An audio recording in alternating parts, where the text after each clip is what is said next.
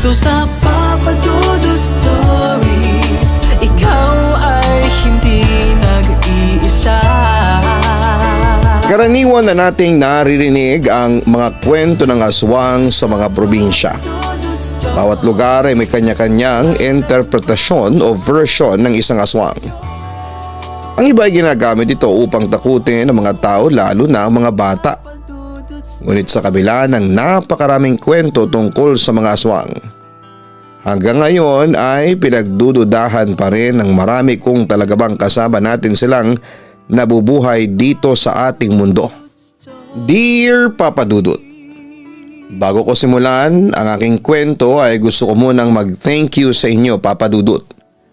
Kasi ang sipag mo mag-upload sa channel mo araw-araw. Mapa romance, drama o horror ay wala talaga akong pinapalampas. Kaya sana isang sulat ko sa mabasa mo sa channel mo, kasi kapag nangyari yon ay magiging sobrang saya ko na. Tawagin niyo na lamang po ako sa pangalan na Mayet. 32 years old at single ako sa ngayon. Pero hindi ako naghahanap ng jowa. Ang kwento ko ay tungkol sa mga nakakatakot na experience ko sa lugar kung saan ako ipinanganak at nagkaroon ng isipan. Yung lugar namin ay isang maliit na baryo lamang at masasabi ko na may kalayuan sa kabihasnan. Kailangan pa namin maglakad at sumakay ng tricycle para makapunta sa bayan at eskwelahan. Sa madaling salita ay liblib siya, Papa Dudut. Very probinsya ang datingan ng lugar na yon. Ang karaniwang pinagkakakita ng mga tao doon ay pagtatanim ng gulay at prutas at kung ano-anong pwedeng itanim. Ang tatay ko ay isang magsasaka sa isang palayan na pagmamay-ari ng isang mayamang pamilya. Mahirap ang buhay namin dito pero masaya naman kami. Pangalawa, ako sa 4 na magkakapatid. Ang bahay namin ay tipikal na bahay ng isang probinsya. Kubo ang bahay namin na merong silong. At may pagkakataon kasi na kapag sobrang lakas ng ulan ay umaapaw ang ilog na malapit sa aming lugar at bumabaha doon. Kaya karamihan sa bahay doon ay merong silong para ligtas sa pagbaha. Sa sobrang simple ng buhay na kinalakhan ko ay mababaw lamang ang aking kasiyahan dati. Masaya na ako kapag ang ulam namin ay manok o kaya ay baboy. Masaya na ako kapag 5 piso ang baon ko sa eskwelahan. At mas masaya ako kapag mas higit pa sa 5 piso kasi alam ko na hindi ko kailangan maglakad mula sa bahay hanggang eskwelahan. Kasi meron akong pamasahe sa tricycle.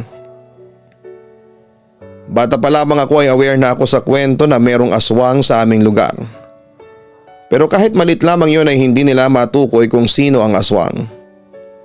May mga nagsasabi, Papa Dudut, na dumadayo lamang sa lugar namin ang aswang at taga-ibang lugar ito.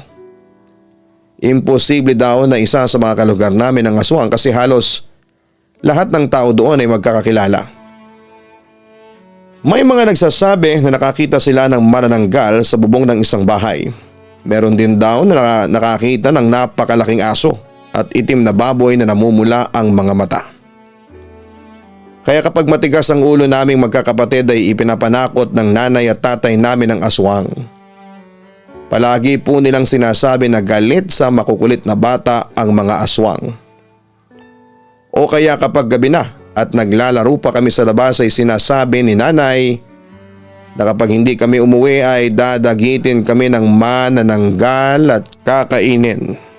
Effective naman yon. Kasi kapag naririnig namin yon ay talagang tumatakbo na kami pauwi sa bahay.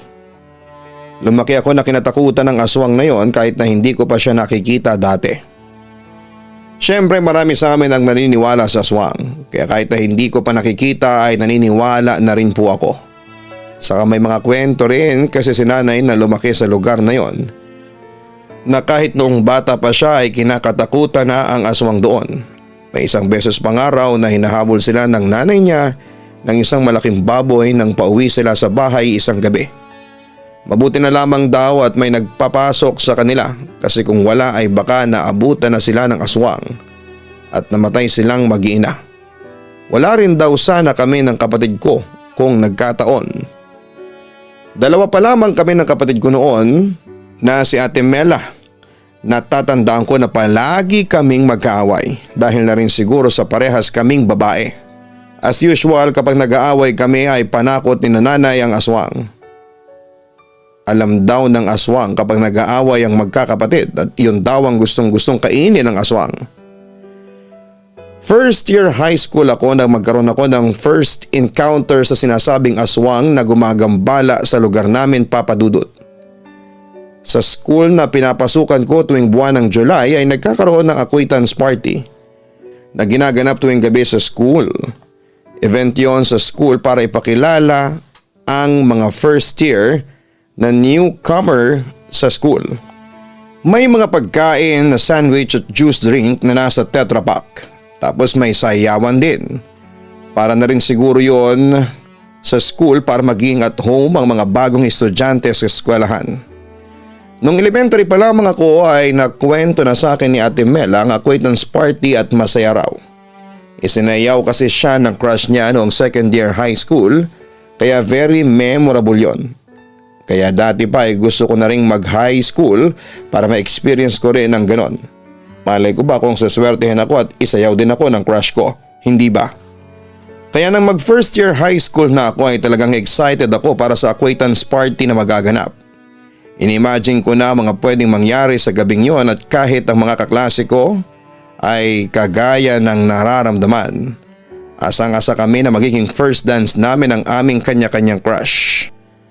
Hanggang sa i-announce na ng teacher namin kung kailan gaganapin ang acquaintance party. Hindi na ako makatulog sa paghihintay na dumating na ang gabing yon. Mela, ikaw nang bahala sa kapatid mo ha.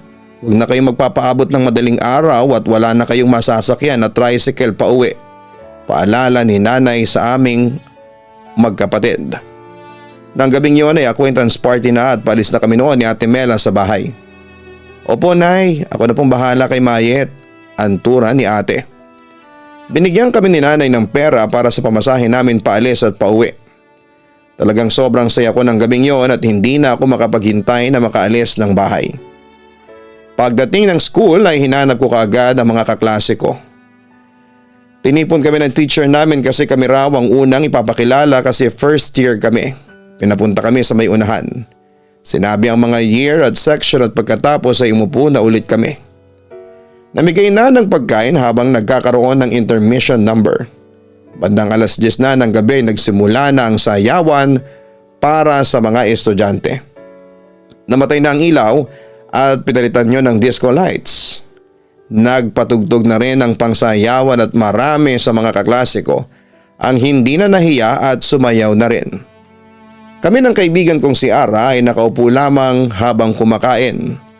Nag-uusap na kami na hindi kami sasayaw hanggang hindi kami inaaya ng crush namin. Naghihintay kami ng sweet na tugtog kasi kapag gano'n na ang tugtog ay nag-aaya na ang mga lalaki na isayaw ang mga babae. Lumipas ang ilang sandali at naging sweet na ang tugtog. Inggit na inggit ako kay Ara kasi inaya siya ng crush niya na sumayaw. Naiwan ako mag-isa sa may upuan. Napasimangot ako nang makita ko na may ibang babaeng kasayaw ang crush ko. Pero hindi ko na hinayaan na masira nang nakita ko ang moment na yon. Kaya ako na ang nag-aya sa isa naming kaklase na lalaki na cute para sumayaw. After noon ay hindi na ako nawala sa dance floor. Kahit na anong tugtog ay sayaw lamang ako ng sayaw kasama ng mga kaklase at mga kaibigan ko. Hindi ko na napansin ang araw hanggang sa nilapitan na ako ni Ate Mela habang sumasayaw ako. Mayet, umuwi na tayo, 12:00 na. Pasigaw niyang sabi para marinig ko siya. Mamaya na ate, 1 oras pa, sagot ko. Anong 1 oras pa? Nakalimutan mo na ba ang sabi ni nanay? Hindi tayo pwedeng magpaabot ng madaling araw kasi wala na tayong masasakyan na tricycle. Paalala pa ni Ate Mela. Si ate naman feeling Cinderella. Kahit 12:00 na, hindi ka magbabagong anyo. Pabiro kong sabi. Bahala ka sa buhay mo, uuwi na ako. O etong pamasahe mo, mauna na ako. Ang naiinis na sabi ni Ate Mela at nilagay niya sa kamay ko ang pamasahe ko pa uwi. Hinayaan ko na si Ate Mela na maunang umuwi. sa akin. Talagang enjoy na enjoy pa ako noon sa pagsasayaw. Hindi naman ako natatakot na umuwing mag-isa kasi meron akong pamasahe. Hindi rin ako naniniwala kay nanay na wala na akong masasakyan na tricycle kapag madaling araw kasi ang nasa utak ko ay sinabi lamang ngayon para umuwi kami ng maaga. Kagaya ng pananakot niya sa amin sa aswang na ilang beses na niyang sinabi sa amin bilang panakot pero hindi ko pa rin naman nakikita. Ilang minuto bago mag-alauna ay naisip ko nang umuwi. Sumabay ako sa kaklase ko na pauwi na rin pero taga-ibang lugar siya, Papa Dudut. Nagkasabay lamang kami sa tricycle at ako ang naunang bumaba. Pagdating ko sa paradahan ng tricycle papasok sa lugar namin ay wala na akong nakitang tricycle. Doon ko nga na-realize na hindi nagsisinungaling ang nanay ko. Wala na nga talagang masasakyan kapag ganong oras. Ang totoo ay nilalakad lang namin mula roon papunta sa bahay pero dahil late na ay kailangan talagang mag-tricycle kasi medyo nakakatakot. May takot akong nararamdaman nang malaman ko na kailangan kong maglakad mula roon pauwi sa aming bahay ng ganong oras, Papa Dudut. Nagsisi ako kung bakit hindi pa ako sumabay sa ate ko. Yun na siguro ang parusa ko kasi hindi ako sumunod sa sinasabi ng nanay namin. Inumpisahan ko na ang maglakad. Umaasa ako na sasalubungin ako ni nanay kahit imposible yung mangyari. Hindi pa kasi uso noon ang cellphone kaya wala kaming ganon. Walang chance para ipalam ko sa mga kasama ko sa bahay na sunduin o salubungin nila ako. Binilisan ko na lamang ang paglalakad ko at hindi ako kung saan-saan tumitingin. Diretso ang mga mata ko. Kung ano-ano na kasi ang pumapasok sa isipan ko ng time na yon, Papa Dudut. Kagaya ng baka may aswang na umatake sa akin o kaya ay may killer na humabol sa akin. Inihanda ko na kaagad ang sarili ko sa mga posibleng mangyari. May mangilan-ngilang bahay sa dinadaanan ko pero lahat ay nakasarado na. Sa paglalakad ko ay may naramdaman akong sumusunod sa akin. May mga yabag ng paa akong naririnig na parang galing yon sa isang napakalaking tao. Ayoko sanang lumingon at baka kung ano ang makita ko pero mas minabuti kong tingnan kung meron ba talagang sumusunod sa akin. Paglingon ko ay meron akong nakitang kulay itim na aso na naglalaway at umaangil na parang gusto niya akong atakihin. Namumulang mga mata ng aso at talagang nakakatakot ang itsura niya, Papa Dudut. Nakapagtataka. Nayabag ng tawang narinig ko pero paglingon ko ay isang aso ang aking nakita. Hindi ako nakagalaw at naisip kong tumakbo pero baka habulin ako ng aso kapag ginawa ko yon. Titig na titig sa akin yung aso at habang nakatingin ako sa kanya ay napansin ko na parang lumalaki siya ng paunti-unti. Doon ko na nga na-realize na hindi siya normal na aso kung hindi isang aswang. Wala namang aso na may kakayahan na palakihin ang kanyang sarili. Doon ko na nga naramdaman na kailangan ko ng tumakbo ng mabilis. Kasi kung hindi ko gagawin yun ay doon na rin magwawakas ang buhay ko. Ayoko pang mamatay, Papa Dudut. Bata pa ako ng time na yon at marami pa akong gustong mangyari sa buhay ko. Bago pa ako tumakbo ay sumugod na yung malaking aso palapit sa akin. Mabilis akong tumakbo habang sumisigaw. Takot na takot ako ng time na yon kasi naririnig ko ang yabag ng aso na katunog ng yabag ng paa ng isang tao. Sumagi sa utak ko na baka yun na ang aking katapusan lalo na at kumbinsido ako na isang aswang ang humahabol sa akin. Hindi ko na alam kung hinahabol pa rin ba ako ng malaking aso kasi hindi na ako lumilingon noon, Papa Dudut. Ang gusto ko na lamang na mangyari ng time na yon ay ang makauwi sa bahay para masigurado kong safe na ako. Kaya lang malayo pa ako sa amin. Nang may nakita akong bahay na may nakabukas na ilaw sa loob ay naisipan kong humingi ng tulong doon. May bakod ang bahay na gawa sa kawayan na hanggang bewang ko ang taas. Hindi ko alam o dahil sa sobrang takot ko ay nagawa kong talunin ang bakod nang hindi ako sumasabit doon. Kinatok ko agad ang pintuan habang humihingi ng tulong. Mabuti na lamang pinagbuksan ako ng nakatira doon. Isang babae ang nagbukas sa akin at sinabi ko kaagad sa kanya na merong humahabol sa akin na malaking aso. Pinapasok niya ako kaagad sa bahay nila. Nahiya pa nga ako kasi nandun ang asawa ng babae at nagising na rin ang dalawa niyang anak na mga bata pa. Sumilip yung lalaki sa bintana nila at ang sabi niya ay wala na siyang nakikitang malaking aso. Nanginig talaga ako ng sandaling yon, Papa Dudut, at halos hindi ko na maramdaman ang sarili kong katawan sa sobrang takot. Pinainom nila ako ng tubig at saka nila ako tinanong kung kanino akong anak. Hindi nila kilala ang nanay at tatay ko. Bakit ka ba kasi nasa labas pa ng ganitong oras? Alam mo naman na may aswang na gumagala dito sa lugar natin. Ang sabi sa akin ng babae. Galing po ako sa school, may acquaintance party po kasi. Tugon ko. Dapat kasi hindi ka na umuwi ng mag-isa o kaya ay nagpasundo ka na. Tura naman ng lalaki. Hindi ko na sinagot ang sinabi ng lalaki kasi sobrang gulo na ng utak ko ng sandaling yon, Papa Dudut. Nag-offer ang mag-asawa na kung gusto ko ay ihahatid ako ng lalaki sa bahay namin. Natakot ako kasi baka nasa labas pa yung malaking aso na pinaghihinalaan kong aswang. Pero ang sabi ng lalaki ay siya na ang bahala. Magdadala daw siya ng itak para kung sakali na atakihin kami ng aswang ay meron siyang panlaban. Gusto ko nang umuwi talaga sa bahay kaya pumayag na ako. Ipinagkatiwala ko na sa lalaki ang kaligtasan ko kasi nakikita ko naman na matapang talaga siya. Habang naglalakad na kami ng lalaki papunta sa bahay namin ay panayang tingin ko sa paligid. Kasi pakiramdam ko ay may mga matang nakasunod sa amin. Yung feeling na merong nakatingin sa'yo.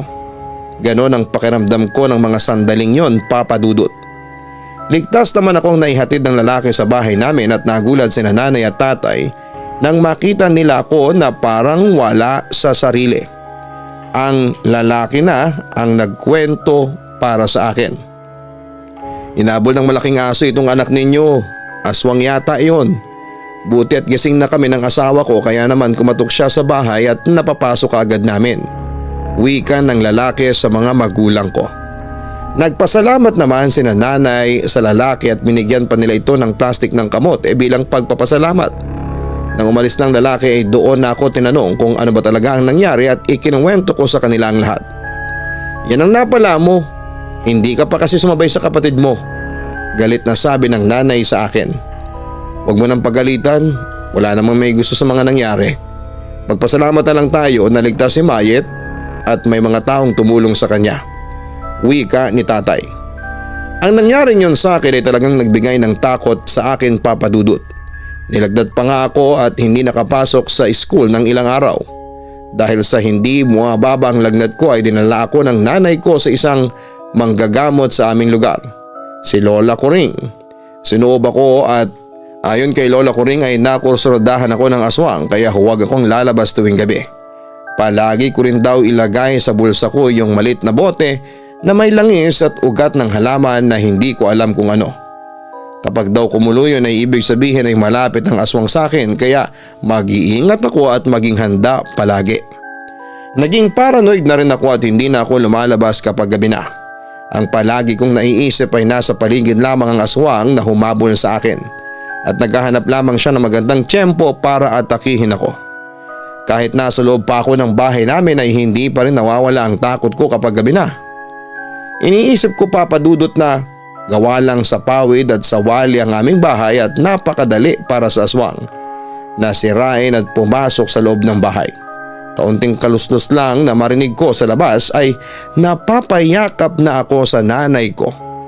Ganon kalaki ang naging epekto sa akin ng nangyaring yon, Papa Dudut. Sa mahigit isang buwan na dala ko palagi yung langis na nasa maliit na bote na ibinigay sa akin na manggagamot ay hindi man lang yun kumulo. Kahit na isang beses kaya naisip ko na baka sumuko na yung aswang na biktimahin ako kasi masyado na akong naging maingat. Baka naghahanap na siya ng iba niyang bibiktimahin. Paunti-unti bumalik sa normal ang buhay ko. Unti-unting nawala na ang takot ko sa mga nangyari sa akin at nagagawa ko na lumabas ng bahay kahit na gabi. Hindi na nga lang ako nagpapagabi ng sobra o naglalakad ng mag-isa tuwing gabi kasi baka matsyempohan na naman ako ng aswang. Hindi ko na rin dinadala yung langis na nasa bote kasi pakiramdam ko ay hindi ko na yon kailangan pa. Second year high school ako ng isang pangyayari ang talagang gumimbal sa aming lahat. May kalugar kami na buntis noon at silang dalawa lang ng asawa niya ang nasa bahay nila. Yun ang first baby sana nila, Papa Dudut. Sa liit ng lugar namin kapag merong buntis ay mabilis na nalalaman yon. Kakwentuhan ni nanay ang babaeng yon na papangalanan ko na lamang na si Ate Rose. Ilang beses ko siyang nakikita na naglalakad tuwing gabi. Narinig ko rin na may babaeng nagsabi kay Ate Rose na mag-ingat ito dahil buntis ito. Mainit daw sa mata ng aswang ang mga buntis. Kahit nga si nanay ay sinabihan si Ate Rose na mag-ingat sa mga aswang.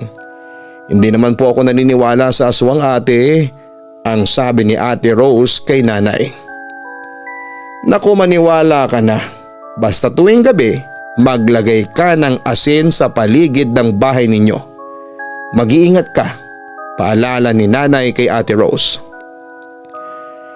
Hindi na po kailangan, sayang naman po ang asin kung ikakalat ko lang, ang natatawa pang sabi ni Ate Rose. Kinausap pa nga ni nanay si tatay tungkol sa hindi paniniwala ni Ate Rose sa aswang sa aming lugar. Kapag daw nakita ni Ate Rose ang aswang ay paniguradong maniniwala ito. Si Rose lang ang kilala ko na taga rito sa amin na hindi naniniwala sa aswang. Litanya pa ni nanay kay tatay.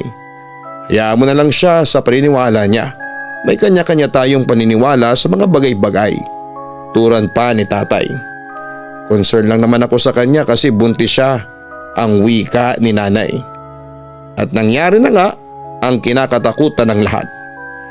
Makalipas ang ilang araw ay naging laman ng usapan si Ate Rose. Dinugo ng madaling araw si Ate Rose at sinubukan pa itong isugod sa ospital sa bayan pero naging huli na ang lahat.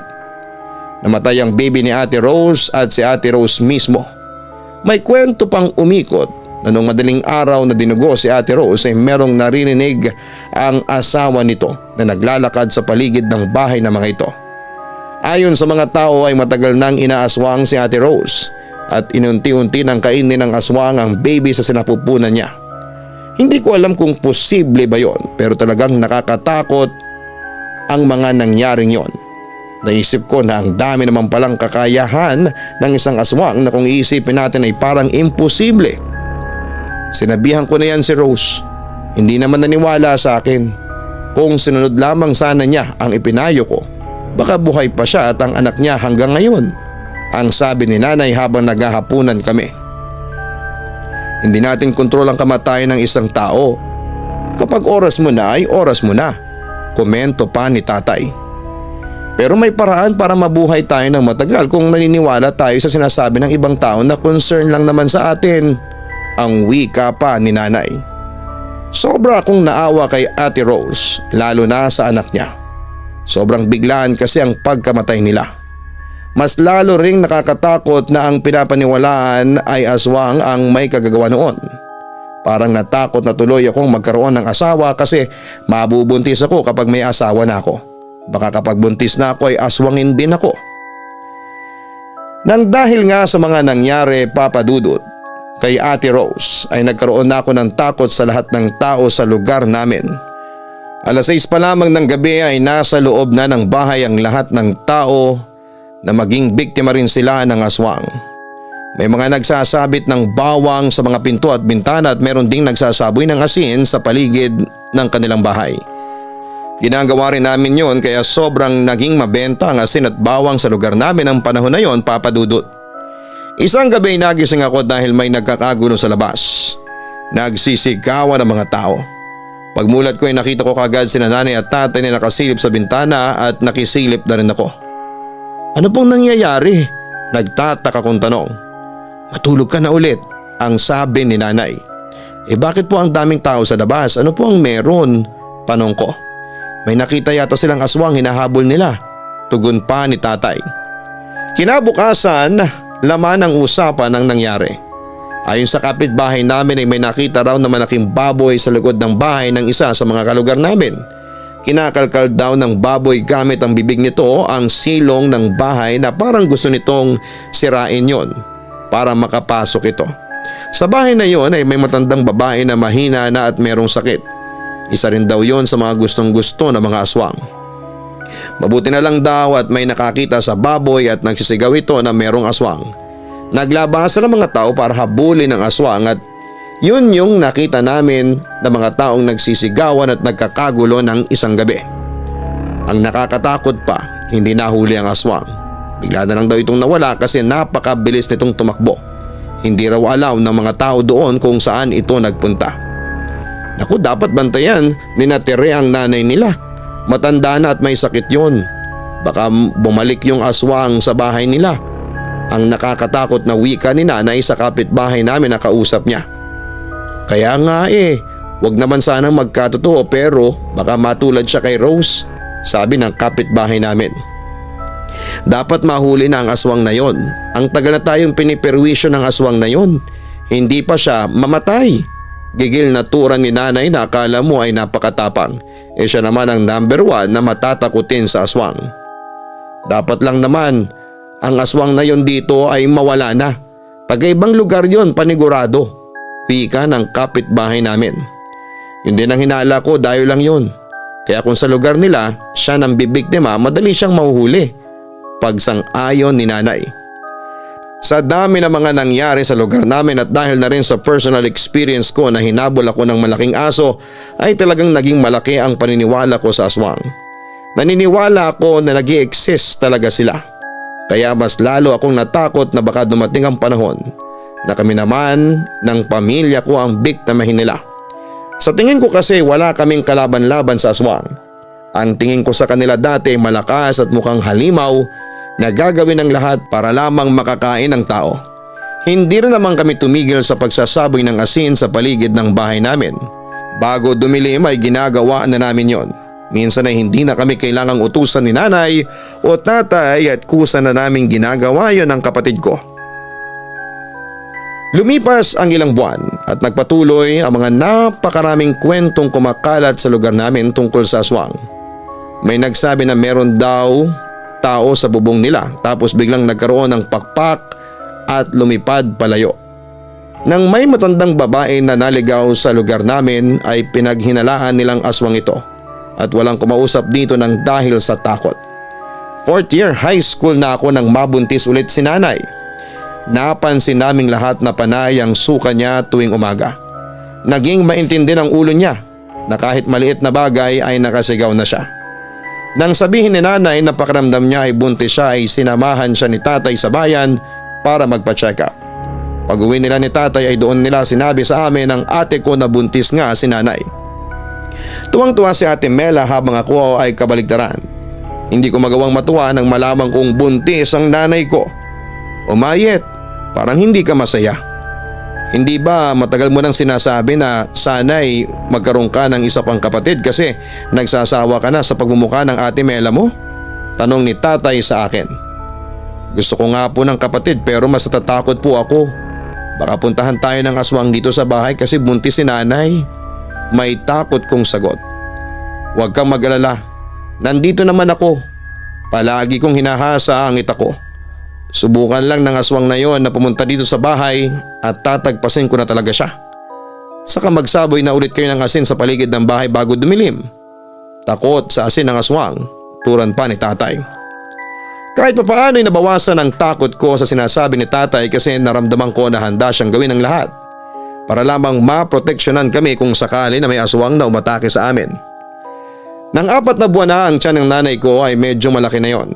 Si nanay nga lang ay parang mas naging tsismosa siya simula nang mabuntis. Kahit gabing-gabi na ay nasa labas pa rin siya at nakikipagtsismisan sa mga kapitbahay namin. Parang hindi siya natatakot sa aswang. Nay, bakit gabing-gabi na ay nasa labas ka pa? Mamaya ay makasalubong ka ng aswang. Ang naiinis kong sabi sa nanay ko nang umuwi siya sa bahay ng gabing yon. Nakinood lang ako ng TV sa kabila. Ano bang masama doon? Sagot pa ni nanay. Mamaya atakihin kayo ng aswang. Buntis pa naman kayo, sabi ko. Diyan lang ako sa kabila, hindi naman ako lumalayo. Saka bakit kung pagsabihan mo ko ay parang ikaw ang nanay ko? Nagpalit na ba tayo? Ikaw na ang nanay ko at ako na ang anak. Sigaw ni nanay sa akin. Nag-aalala lang yung anak mo sa'yo. Huwag mo nang masamain. Ikaw naman kasi alam mong buntis ka pero nasa labas ka pa rin kahit gabi na. Singit pa ni tatay. Simula nang mabuntis ang nanay ko ay hindi na wala ang takot ko sa aswang na yon, Papa Dudut. Naalala ko kasi yung nangyari kay Ate Rose at sa baby niya na hindi na naipanganak. Nag-aalala ako na baka wala kaming kalamala, may inaaswang na pala si nanay. Sa sobrang paranoid ko ay tuwing umaga ay chine-check ko ang paligid ng aming bahay. Baka makakita ako ng bakas na may aswang na nagpupunta sa bahay namin habang tulog kami. Sa awa ng Diyos ay wala naman akong nakikita. Naisip ko na baka nga effective talaga yung pagsasaboy namin ng asin bago dumilim. Bukod sa bawang at asin ay meron pang inuwing pangontra sa aswang ang tatay ko. Nakalimutan ko na nga lang ang tawag sa ganon. Para siyang baging na may katamtamang taba. May tusok-tusok na hindi naman nakakasugat, tapos kapag kinagat mo yon ay mapait. Sobrang pait at sinabit yun ni tatay sa bintana at pinto namin. Takot daw ang mga aswang sa baging na yon, Papa Dudut. Nagtataka lamang ako kung paanong ang daming panlaban at pangontra sa aswang sa bahay namin ay hindi pa rin naaalis ang takot ko. Malay ko ba kung merong ginagamit ang mga aswang na pangontra sa mga pangontra namin, hindi ba? 8 buwan na ang pagbubuntis ng nanay ko, Papa Dudut. Sobrang laki na ng tiyan niya at para siyang nakalunok ng 3 pakwan. Medyo nahirapan na rin siyang kumilos kaya kami muna ni Ate Mela ang gumagawa ng mga ginagawa dati ng nanay ko, kagaya ng paglalaba. Sumasakit kasi ang balakang niya kapag matagal siyang nakaupo kapag naglalaba. Hindi na rin lumalabas ng gabi si nanay kasi may kwento na namang kumakalat sa amin na may nakakita na naman daw doon ng aswang. Meron daw kasing nakita yung isang kalugar namin na taong matangkad na nakasilip sa bahay nila. Nang sinigawan nila, ang taong yon ay bigla itong tumakbo. Inabol daw nila pero nag-ibang anyo ito. Naging isang malaking aso na kulay itim at mabilis daw itong nakatakas. Hindi kaya yun din yung aso na humabol sa akin dati? Tanong ko kina nanay. Malamang iisa lang yun, kaya huwag kayong lalabas ng gabi. Hindi natin alam ang pwedeng mangyari, sabi pa ni tatay. Si nanay lang naman po ang panay labas kahit gabi na. Hindi na lang sa umaga makipagchismisan, sambit ko. Hoy Mayet, hindi na ako lumalabas ng gabi lalo na ngayon na may ganyan na namang kwento. Hanggang ngayon pala ay umaatake pa rin ang buwisit na aswang na yon. Turan pa ni nanay. Nang panahon na yon ay wala akong ibang gustong mangyari kundi ang manganak na ang nanay ko. Pakiramdam ko kasi habang buntis siya ay hindi ako patatahimikin ng takot ko sa aswang. Naniniwala ako na kapag nakanak na si nanay ay ligtas na siya at ang magiging kapatid ko sa aswang. May feeling din ako na alam ng aswang na buntis si nanay at baka naghahanap lamang siya ng magandang pagkakataon para umatake. Kaya naman gabi-gabi bago ako matulog ay nagdarasal ako sa Diyos na sana'y huwag niya kaming pabayaan, lalong-lalo na ang nanay ko. Na sana'y protektahan niya kami at huwag niyang hahayaan na may masamang mangyari sa amin ang pamilya ko. Ngunit kahit pala anong dasal mo, kung sadyang malakas ang kapangyarihan ng isang masamang nilalang, ay gagawin nito ang lahat upang magdala ng panganib sa iyo at sa buhay natin, Papa Dudut. Hindi ko makakalimutan ang gabing yon sa buhay ng aking pamilya dahil ng gabing yon ay muli kong nakita ang aswang na humahabol sa akin noong ako ay first year high school. Sabado ng araw na yon kaya wala kaming pasok ni Ate Mela. Nasa may gilid kami ng bahay at naglalaba. Si nanay ay nasa likod at nagluluto ng aming ulam para sa tanghalian. Habang abala kami sa paglalaba ng kapatid ko ay kanina ko pang napapansin ang isang matandang babae na pabalik-balik na naglalakad sa harapan ng aming bahay. Sinabi ko kay ate ang tungkol sa matanda at ang sabi niya ay huwag kong pansinin at baka naliligaw lang ito. Pero ibang pakiramdam ko ng sandaling yon. Kaya nang muling dumaan ang matandang babae at nahuli ko siyang tumingin sa bahay namin ay doon ko na siya tinawag. Lola, may kailangan po ba kayo? Pasigaw kong tanong sa matandang babae. Ngumiti ang matanda pero hindi siya makatingin ng diretsyo sa akin. Nauhaw kasi ako ining baka pwedeng makainom ng tubig, sabi ng matandang babae. Tatayo na sana ako para ikuha ng tubig ang matanda pero biglang dumating si nanay at sinabi niya sa matanda na naubos na ang inuming tubig namin at sa iba na lamang ito makiinom. Umalis naman kaagad ang matanda. May awa akong naramdaman sa kanya at ang sabi ni nanay ay huwag kami magpapainom ng hindi namin kilala at baka isa itong mangkukulam o aswang. May kakayahan daw ang mga ito na magbulong sa basong ininuman nito. Mabuti na raw ang mag-iingat kesa sa mapahamak kaming lahat sa huli. Kinagabihan habang kumakain kami ng hapunan ay init na init kaming lahat. Ibang hangin ang gabing yon, Papa Dudut. Maraming puno sa lugar namin at normal na sa amin na kahit mainit ang panahon ay hindi ganoon kainit. Yun pala ay senyales na yon na may aswang na malapit sa bahay namin. Kahit na walang pasok kinabukasan ay maaga pa rin kaming natutulog. Wala pa kasi kaming TV ng time na yon at wala kaming mapaglilibangan. Habang tulog ako ay nalimpungatan ako at nakita ko si tatay na nakasilip sa bintana habang si nanay ay nakatayo habang hawak ang malaki niyang tiyan. Nakita ko sa mukha niya ang sobrang takot. "Nanay, ano pong nangyayari?" tanong ko. "Matulog ka na ulit," pabulong na sagot ni nanay. Hindi ko siya sinunod kaya si tatay ang tinanong ko at ang sabi niya ay merong aswang. Bigla akong natakot. Tumahimik kaming lahat at nakarinig kami na naglalakad sa may bubong. Kung tawang naroon ay siguradong magigiba ang bubong namin kasi gawa yon sa pawid. Hindi nun kakayanin ang bigat ng isang tao kahit bata pa yon. Nagising na rin si Ate Mela at ang sabihin ko sa kanya na may aswang ay natakot din siya. Tumayo kami sa may gitna ng bahay sa tabi ni nanay. Maya-maya ay may narinig kaming kumakalmot nang mabilis sa may silong ng aming bahay. Ang sahig namin ay gawa sa kawayan at nang tumingin ako roon ay may nakita akong mapupulang mata na parang umiilaw. May humihingal din ng malalim na akala mo ay pagod na pagod siya. "Tatay, nasa silong siya!" sigaw ko. Sumilip si tatay sa silong pero ang sabi niya ay wala siyang nakita. Nakiramdam kaming lahat. Takot na takot ako ng mga sandaling yon kasi pakiramdam ko anumang sandali ay papasok na ang aswang sa bahay namin.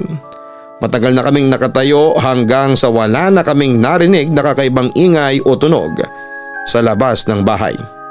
Sinabi na ni tatay na mukhang wala na ang aswang kaya pwede na kaming matulog. Humiga sila pero ako ay iba pa rin ang pakiramdam. Kaya bago ako humiga ay sumilip ako sa siwang ng aming dingding. Gusto ko kasing makasigurado na wala na talaga yung aswang, Papa Dudut. Nung una ay wala akong nakikita pero makalipas ang ilang segundo ay may nakita akong malaking aso at alam ko na siya rin yung aso na humahabol sa akin dati. Takot akong sumigaw at sinabi ko na may malaking aso sa labas ng bahay. Nagulat ako sa ginawa ni tatay at kinuha niya ang itak at lumabas siya. Siguro ay napuno na siya kasi hindi pa rin umaalis yung aswang. "Kilala kitang aswang ka. Alam ko kung saan ka nakatira. Umalis ka na rito. Hindi ka sasantuhin ng itak ko." Matapang na sigaw ni tatay. Pagkasigaw noon ni tatay ay nakarinig kami ng yabag ng paa na papalayo na para bang takot na takot itong tumakbo palayo sa aming bahay. Ang sabi ni nanay kapag daw sinabi mo sa isang aswang na kilala mo ito ay natatakot ito. Sa awa naman ng Diyos ay wala namang masamang nangyari sa amin ng gabing yon. Hindi kami nagawang sakta ng nilalang na yon kung aswang man siya, Papa Dudut. Naisip din namin na baka yung matandang babae na gustong makiinom sa bahay namin yung aswang. Siguro ay nagmamanman siya sa amin pero hindi naman kami sure tungkol sa bagay na yon. Ligtas din na nanganak si nanay. Nang mabuntis ulit si nanay ay wala nang ganong ganap.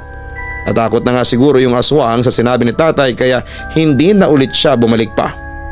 Hindi na nawala sa lugar namin ang kwento ng aswang hanggang sa makalis kami doon, Papa Dudut. Ngayon ay wala na kami roon dahil na rin sa pagsisikap ni Ate Mela. Nang makatapos kasi siya ng kolehiyo ay nang ibang bansa siya at doon na nagsimulang magbago ang aming buhay. Nang ako naman ay makatapos ay tinulungan ko si ate sa pagtulong niya sa pamilya namin. Wala man kami sa lugar na yon. Habang buhay namang nasa utak ko ang nakakatakot at magandang alaala na ibinigay sa amin ng lugar kung saan kami lumaki at nagkaisip. Sincerely yours, Mayet. Walang masamang maniwala po sa mga bagay kahit patila mahirap itong paniwalaan kung ito naman ay para sa ating kaligtasan. At hindi naman po ito masyadong nakakaapekto sa pang-araw-araw nating buhay. Mas mabuti na ang makinig tayo sa sinasabi ng iba kesa sa magsisi tayo sa huli. Totoo man o hindi ang mga nilalang kagaya ng aswang. Nararapat pa rin na mag-ingat tayo sa araw-araw.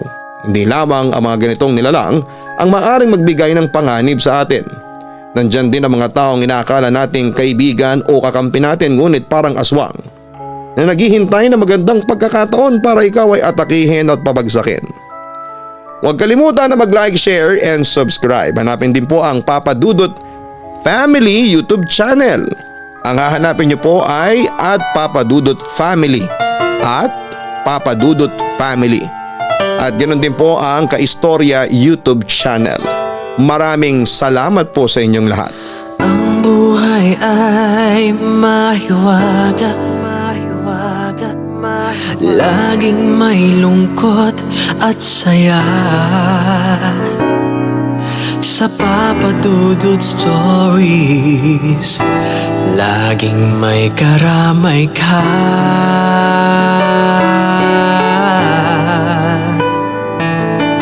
Mga problemang kaibigan, dito ay pakikinggan ka. Sa Papa Dudut Stories, kami ay iyong kasama. Dito sa Papa Dudut Stories, ikaw ay hindi nag-iisa.